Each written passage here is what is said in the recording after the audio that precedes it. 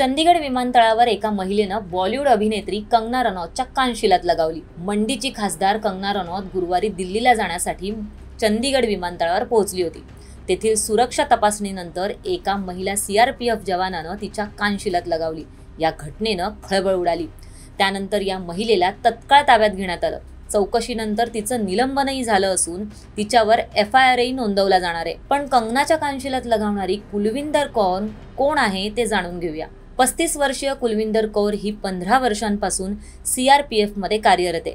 तिचा नवराही CRPFचा जवान आहे। कुलविंदर ही पंजाबमधील कपूरथला येथील रहिवासी आहे। कुलविंदर कौरला 2 मुलंही आहेत, तर तिचा भाऊ शेर सिंह हा शेतकरी नेता असून किसान मजदूर संघर्ष समितीमध्ये सचिव पदावर आहे। कुलविंदरचं कुटुंब सुलतानपूर लोधी येथील आहेत। सध्या ती मोहालीच्या फेज X मध्ये सेक्टर 64 मध्ये राहते। तिचं कुटुंब शेतकरी आंदोलनात सक्रिय आहे। शेतकरी आंदोलनाला खलिस्तानी म्हणणं, तसंच ज्या महिला आंदोलनाला बसल्या होत्या त्या पैसे देऊन आणण्यात आल्या होत्या असं वक्तव्य कंगनानं केलं होतं।